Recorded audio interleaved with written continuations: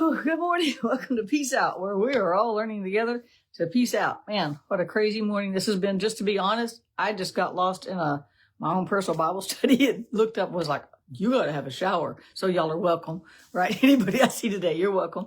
But so I got a little bit behind. I apologize for being a little bit late, but we will live. I know you don't expect us to be out of Psalm 143 yet, right?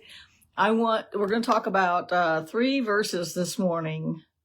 Yeah, 3 verses this morning out of this Psalm, and then we've got one more day. We're going to spend all week in Psalm 143. But what I thought I would do this morning is just read it. It is only 12 short verses, and I thought I would just read it so we can get the heart of what David was saying, right? It's a Psalm of David. It's really just a prayer of David. We know he spent all that time running from King Saul and that he was anointed to be king, and yet he wasn't quite there. And he had to be in this emotional flux. I was supposed to be king. God said I was going to be king, but I ain't got it yet. And I'm not going to touch God's anointed because God put Saul in as king. So he was being honorable and all of these things and not touching Saul, which he could have just killed Saul and taken the kingdom, right? He could have done it that way. In that culture, in that time, that was the way it was done. He was doing it really different from anybody else that had ever come through there. We don't have another story of somebody just sitting back waiting, on God like this, right? And yet in that waiting, because it's easy to say, well, we're just waiting on God. But when we're waiting, that's when our emotions start running away. Maybe it's just me, but our emotions can be all over the place. Our thoughts are all over the place. What did God really say? Did God really mean? What does it look like? When his promise gets here, what is it going to look like? This does not feel pleasant. The waiting is not fun. Waiting can be one of the most difficult seasons of our lives when we know God said something, but we're not there yet. Or we know he's given us some direction, but it's not coming together like we thought. See, our picture, when God gives us something, when we read something in the scriptures, or when we have a dream or a vision or a call or something that we know God's put on our heart, if it's just something God put on our heart, we have a great imagination because he gave us that, right? He let us imagine. He could have turned that off. God didn't have to let us imagine, but he made us creative. And so when he gives us a promise, we let our imagination run away. And it's not wrong, right? But our imagination goes, oh, this is going to work out perfectly. This is great. But the imagination doesn't always fill in those gaps in between with the real stuff that's going to happen between here and there, right? And so when it doesn't look like we thought it was going to look like, we can start to lose hope sometimes. Right? Or we can start to doubt sometimes. You know what? God knows how he made us. And our picture, we just have to wait till the picture matches what God says, not matches our imagination, because we could get disappointed. But when God says it, it's going to happen. But that waiting period, like David was in, is a really tough spot, right? Because God said you're going to be king, but he's hiding in a cave. This does not look like a kingdom. This does not look, there's no throne here, right? And so I don't have a kingly robe on. I'm hiding back here. He was probably dirty from being in the field. He basically lived out in the field. He lived on the run, on the lam, right? It did not look like a kingdom to him. It didn't look like he had imagined it would look like, but he's holding on to God's promises because he knows what God said. Isn't that all what peace out is all about? Trusting what God said, no matter what we see, no matter what we feel, no matter what we're going through, and no matter how long we are waiting on what God said, right? So picture David in a cave running from Saul, and he pours out his heart to God, and he says this, hear my prayer, O Lord. Listen to my plea. Answer me because you are faithful and you are righteous. Don't bring your servant to trial. Compared to you, no one is perfect. How can I compare to God, he says, right? He says, my enemy has chased me. He has knocked me to the ground. He forces me to live in darkness like those in the grave. I am losing all hope. Wow, that's some gut level honest right there, right? I am paralyzed with fear. I remember the days of old. I ponder and think about all your great works. I think about what you have done. I reach out for you. I'm reaching to you. I thirst for you as a parched land thirsts for rain. Come quickly, Lord, and answer me, for my depression deepens. I love this gut level raw emotions that David is sharing here, right? In this prayer. Don't turn away from me or I will die. Let me hear of your unfailing love in the morning, for I am trusting you. Show me where to walk, for I have come to you in prayer. Save me from my enemies, Lord. I run to you to hide me. Teach me to do your will, for you are my God. May your gracious spirit lead me forward on firm footing. For the glory of your name, O Lord, save me. In your righteousness, bring me out of this distress.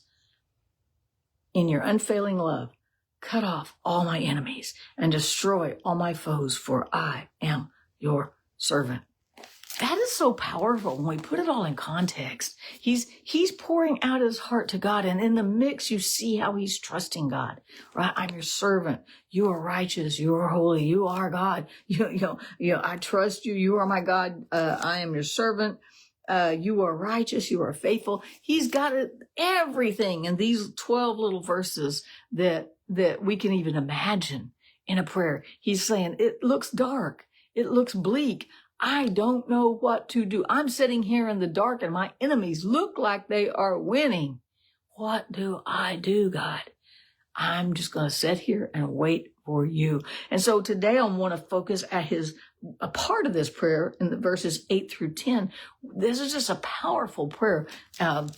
It wouldn't hurt to write it out on a card and stick it in your pocket or something and pray it 2 or 3 times a day even, because even in the middle of he's just pouring out his heart. And I just love that David knew he could come to God in pure, raw honesty, right? He laid it all out there. And we see that all through his Psalms. He would lay it all out there. I think I'm going to die here, God. If you don't hear me, I'm going to die. And he really could, because Saul was chasing him, right? He's talking about he talks about, he forces me, his enemy, forces me to live in darkness like those in the grave.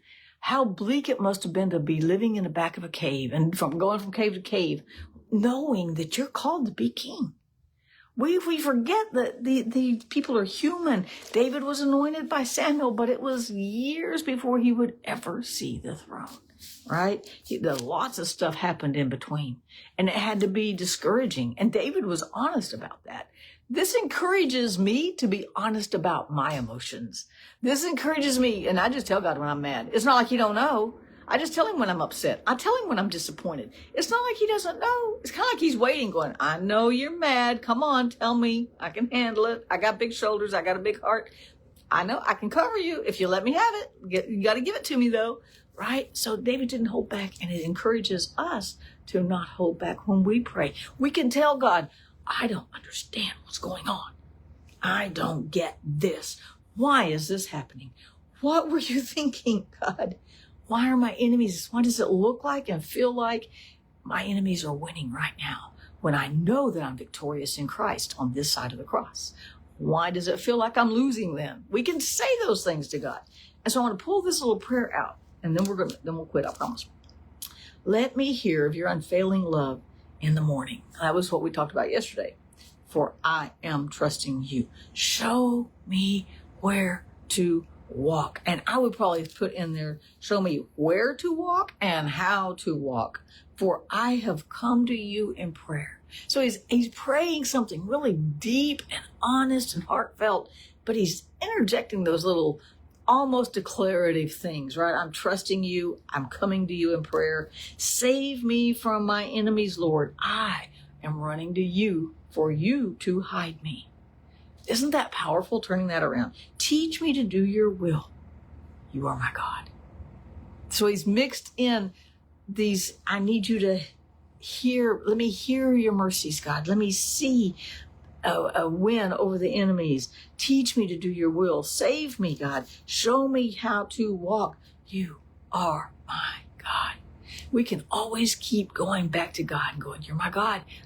If what I see doesn't match what you promised, if what I see or what I'm doing doesn't even match this, I know God still got me. He's not going to abandon me in the back of the cave. He's not going to walk away and go, Yeah, it just didn't turn out quite like I thought it was going to. You'll never hear God say that. You'll never hear him say, well, this happened. I wasn't expecting that. I planned this, but I wasn't expecting that, because that's our day to day, right? We make our plans for the day, but it's God that orders our steps. We can make all the plans we want, but God's still in charge. But God never makes plans and then goes, oh yeah, I forgot to account for, oh yeah, there was that, and there was that, or I didn't know that was going to happen. No, he has his plan in place, and nothing, not a Saul, not a Goliath, not a Jonathan, nothing is going to interrupt the plan that he has, because David had to be on that throne, because Jesus was going to come from that lineage. See, God's looking way ahead what we can even see, what we can even figure out, what doesn't even make sense right now. God sees exactly how it's going to play out in time and eternity, and he's on it. We can trust him to be on it today, and that's why we are going to peace out, right? That's why I'm going to peace out. Peace out, you guys. Have a great day, and I'll see you again tomorrow.